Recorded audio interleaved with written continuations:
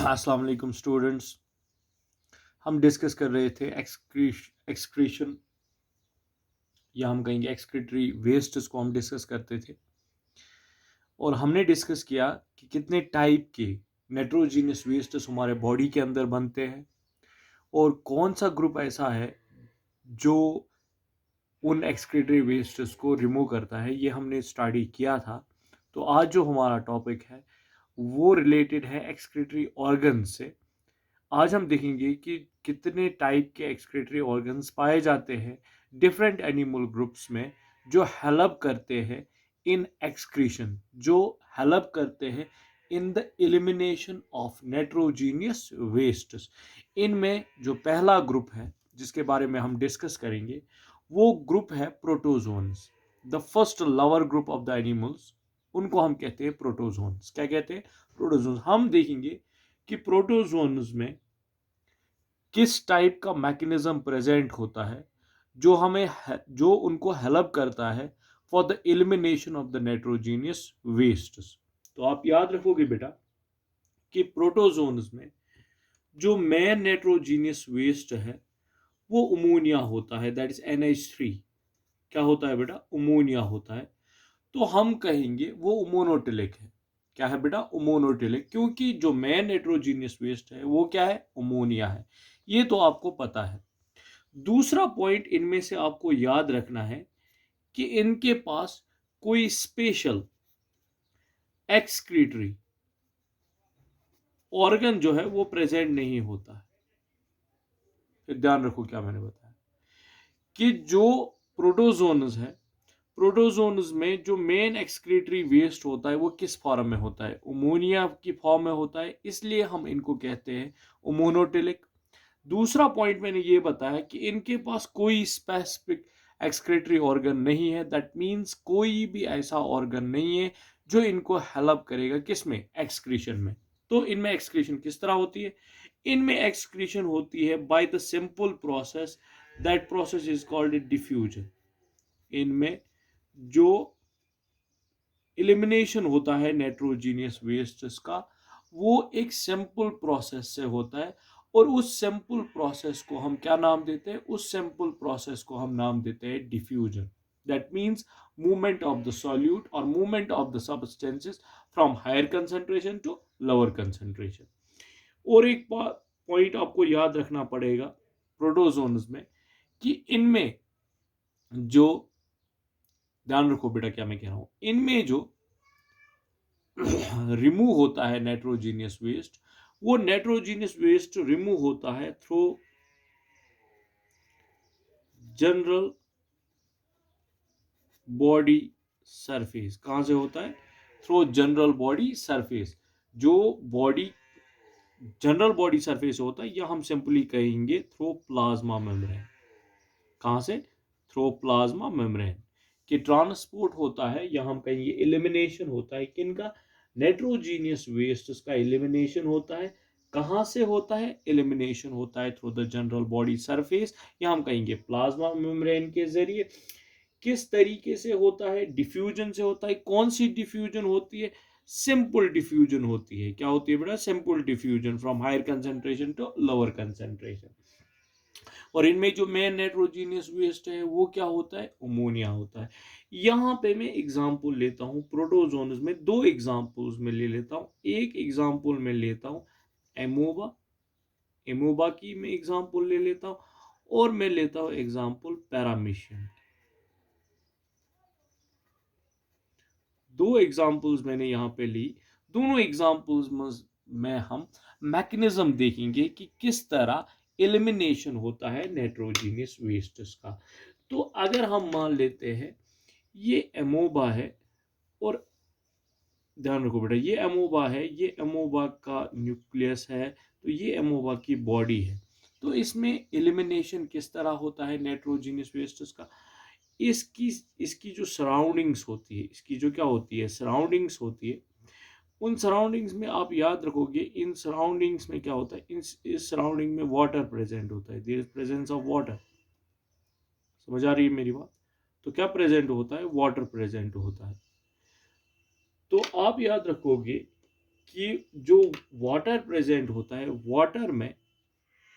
Water में जो concentration होती है किसकी, अमोनिया की, वो लो होती है।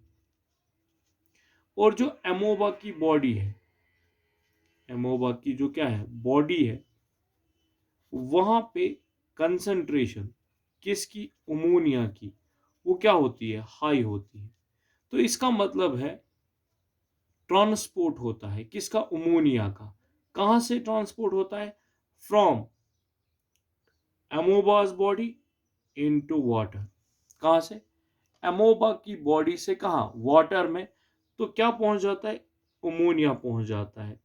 समझ आ रही है मेरी बात। तो इसको हम कहेंगे डिफ्यूजन होती है। क्या होती है, diffusion, simply from higher concentration to lower concentration. ये एमोबा में भी मैकेनिज्म सेम है और पैरामीशियम में भी मैकेनिज्म सेम है। अब डिफरेंस क्या है, डिफरेंस है कि जो एमोबा है, जो क्या है बेटा, एमोबा है, एमोबा में क्या होता है, एमोबा में जो ये नाइट्रोजनस वेस्ट रिमूव होते हैं, they are remove from the temporary pore, they are remove from the temporary pore और through the general body surface. और जो पैरामीशियम है, पैरामीशियम में जो पोर होता है वो परमानेंट होता है, परमानेंट पोर होता है। समझ आ रही है मेरी बात। उसको हम कहते हैं माइक्रोपाइल। क्या कहते हैं, माइक्रोपाइल।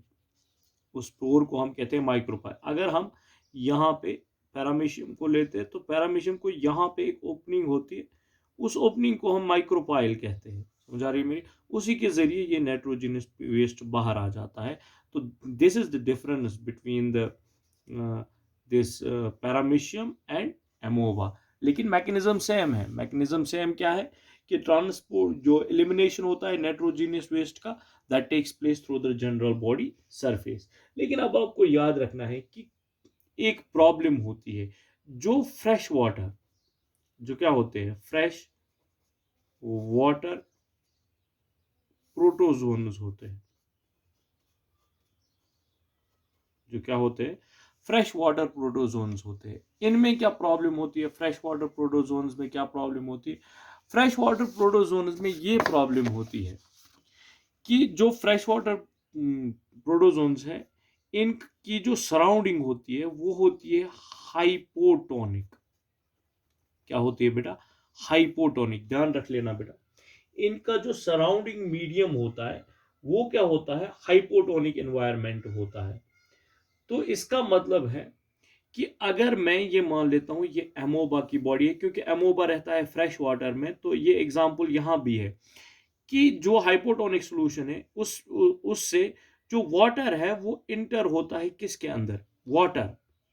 यहां से तो निकलेगा अमोनिया, लेकिन वहां से, यहाँ अमोनिया तो बाहर आया, लेकिन वहां से क्या इंटर होगा, वहां से इंटर होगा water, excess water. Water enter होगा किसकी, एमोबा की बॉडी में। जब एमोबा की बॉडी में क्या इंटर होता है, वाटर, तो वो एमोबा की बॉडी में क्या बन जाता है, एक्सेस, एक्सेस वाटर। अब इस एक्सेस वाटर को क्या करना है, एक्सेस वाटर को रिमूव करना है, एक्सेस वाटर को क्या करना है, रिमूव। इसके लिए जो प्रोसेस होती है उसको हम कहते हैं ऑस्मो रेगुलेशन। क्या कहते हैं, ऑस्मो रेगुलेशन। ध्यान रख लेना, उसके लिए जो प्रोसेस होती है उस प्रोसेस को हम क्या कहते हैं, ऑस्मो रेगुलेशन।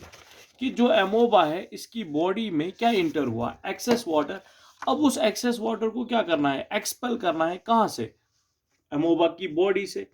तो इसके लिए उस to maintaining the water balance और to maintain the water and salt balance inside the body of an animal, inside the body of an organism, we call that as osmoregulation।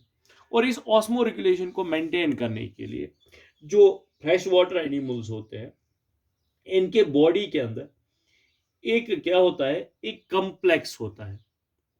एक क्या होता है, एक कम्प्लेक्स होता है। वो कॉम्प्लेक्स क्या कर लेता है, वो कॉम्प्लेक्स इनको हेल्प कर लेता है। समझ आ रही है मेरी बात, किस में हेल्प कर लेता है, टू रिमूव, टू रिमूव और to excrete excess water, to remove और एक्सक्रीट एक्सेस वाटर। तो इसका मतलब है एक कॉम्प्लेक्स प्रेजेंट होता है इनके बॉडी के अंदर जो इनको हेल्प करता है। किस में हेल्प करता है? To excrete the excess water from the body. और उस कॉम्प्लेक्स को हम क्या नाम देते हैं? उस कॉम्प्लेक्स को हम नाम देते हैं, क्या नाम देते हैं? उसको हम नाम देते हैं कंट्रैक्टाइलिंग, कंट्रैक्टाइल वैक्यूल कॉम्प्लेक्स। क्या नाम देते हैं बेटा? Contractile vacuole complex. उस कॉम्प्लेक्स को हम नाम देते हैं कंट्रैक्टाइल वैक्यूल कॉम्प्लेक्स। और जो ये कंट्रैक्टाइल वैक्यूल कॉम्प्लेक्स है, इसके दो पार्ट्स होते हैं, इसके दो हिस्से होते हैं। कंट्रैक्टाइल वैक्यूल कॉम्प्लेक्स के दो पार्ट्स होते हैं, दो हिस्से होते हैं। एक पार्ट होता है जिसको हम कहते हैं contractile vacuole proper, contractile contractile vacuole vacuole proper एक है। ये एक्चुअली क्या होता है? एक स्फेरिकल स्फेरिकल वैक्यूल होता है। क्या होता है? एक स्फेरिकल वैक्यूल होता है जिसमें पोटेंशियल होता है कंट्रैक्ट होने का, इसीलिए इसको हम कहते हैं कंट्रैक्टाइल वैक्यूल। और होते हैं, और इसके साथ होते हैं रेडियल। क्या होते हैं बेटा? रेडियल। क्या रेडियल होते हैं? रेडियल टिनी वेसिकल्स, रेडियल टिनी वेसिकल्स और कैनोल्स, वेजिकल्स और कैनॉल्स, उनको हम नाम देते हैं, ध्यान रख लेना, उनको हम नाम देते हैं स्पोंजियोमी। स्पोंजियोमी उनको हम नाम देते हैं। तो इसका मतलब है जो कंट्रैक्टाइल वैक्यूल कॉम्प्लेक्स है, ये दो पार्ट्स का बना होता है। एक कंट्रैक्टाइल वैक्यूल प्रॉपर होता है, और दूसरा जो होता है उसको हम कहते हैं स्पोंजियोमी। स्पोंजियोमी उसे हम कहते हैं। तो ये मैं यहाँ पे बना लेता हूँ एमोबा, थोड़ा सा इसको मैं इनलार्ज कर लेता हूँ, बड़ा सा बना लेता हूँ। ये इसके पास अपना न्यूक्लियस है, समझ आ रही है मेरी बात? हमने कहा जो एक्सेस वाटर है वो इंटर होता है, तो यहाँ पे वाटर है वो इंटर होगा। तो यहाँ से मैंने क्या बताया, जो अमोनिया है वो क्या निकल आता है? बाहर निकल आता है। लेकिन जो कंट्रैक्टाइल वैक्यूल है वो किसको बाहर निकाल देता है? वो बाहर निकाल देता है किसको? वाटर को। तो जो कंट्रैक्टाइल वैक्यूल है उसके साथ प्रेजेंट होते हैं रेडियल कैनॉल्स, ऐसे प्रेजेंट होते हैं, रेडियल चैनल्स प्रेजेंट होते हैं, कैनॉल्स प्रेजेंट होते हैं ऐसे। और वो रेडियल कैनॉल्स अटैच होते हैं किसके साथ? एक स्फेरिकल वैक्यूल के साथ वो प्रेजेंट होते हैं। इसको हम कहते हैं कंट्रैक्टाइलिंग वैक्यूल प्रॉपर, कंट्रैक्टाइलिंग वैक्यूल कहते हैं इसको हम। और इसके साथ ये जो होते हैं ना, इनको हम कहते हैं स्पोंजियोमी, स्पोंजियोमी कहते हैं। तो ये क्या कर लेते हैं? ये कोलेक्ट करके लाते हैं। क्या कोलेक्ट करके लाते हैं? एक्सेस वाटर को। जब ये एक्सेस वाटर को कोलेक्ट करके लाते हैं, और कोलेक्ट करके किस में डाल देते हैं? इस कंट्रैक्टाइल वैक्यूल में। किस में डाल देते हैं? उस कंट्रैक्टाइल। और फिर ये कंट्रैक्टाइल वैक्यूल जो है ना, ये एक्सपेल हो जाता है। क्या हो जाता है? एक्सपाइल थ्रू द टेम्पररी पोर। एक्सपाइल हो जाता है किसके जरिए? टेम्पररी पोर के जरिए। जिस वक्त कंट्रैक्टाइल वैक्यूल बाहर आ गया, तो इसमें क्या प्रेजेंट है? वाटर। तो इसने क्या लाया? एक्सेस वाटर जो जुमा हुआ था सेल के अंदर, तो वो उसने क्या निकाल दिया बाहर। तो उसकी वजह से क्या हुआ? जो सॉल्ट्स है और वाटर है उसका बैलेंस मेंटेन हुआ। कहाँ पे उसका बैलेंस मेंटेन रहा? उसका बैलेंस मेंटेन रहा inside the body of the पोरी प्रोटोजोन्स। तो इस तरह एक तो दो प्रोसेसेस होती है इनमें, किन में? प्रोटोजोन्स में। एक प्रोसेस होती है एक्सक्रीशन। एक्सक्रीशन का मतलब है removal of nitrogenous waste, and that nitrogenous waste is ammonia. एक तो सेकंड इज ऑस्मो रेगुलेशन। तो ऑस्मो रेगुलेशन होती है due to contractile vacuole complex.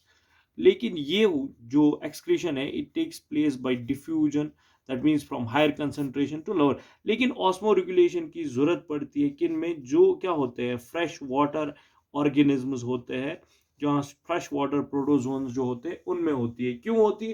क्योंकि फ्रेश वाटर प्रोटोजोन्स जो है वो रहते हैं किस पानी में? वो रहते हैं जो हाइपोटोनिक सोल्यूशन होती है। दैट मीन्स ये जो एमोबा है, इसके बाहर जो सोल्यूशन है वो क्या है? हाइपोटोनिक। हाइपोटोनिक सोल्यूशन, तीन टाइप की सोल्यूशंस होती है, hypertonic, Hypotonic and isotonic. Isotonic means same. Hyper means जहाँ पे ज्यादा हो, hypertonic, और hypo means come. That means ये वाटर जो है ना ये इंटर हो जाएगा. जब ये वाटर इंटर हो जाएगा तो इस बॉडी में बन जाएगा एक्सेस वाटर, और उस एक्सेस वाटर को रिमूव करने के लिए एक मैकेनिज्म होता है, उसको हम कहते हैं कंट्रेक्टाइल वैक्यूल कॉम्प्लेक्स. और उसके दो हिस्से होते हैं, एक होता है कंट्रेक्टाइल वैक्यूल प्रॉपर, और रेडियल टिनी वेजिकल्स और चैनल्स होते हैं जिनको हम कहते हैं स्पॉन्जियोमी.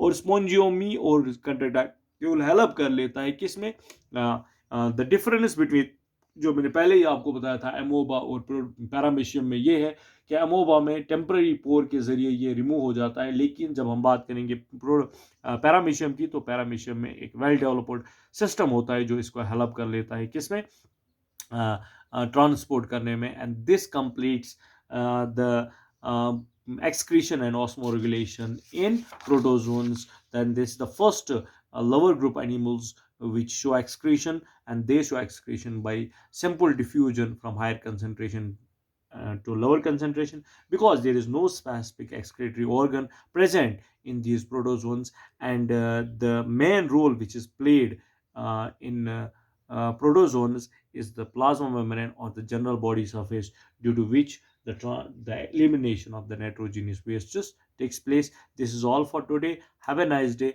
and keep watching, keep subscribing my YouTube channel. Have a nice day.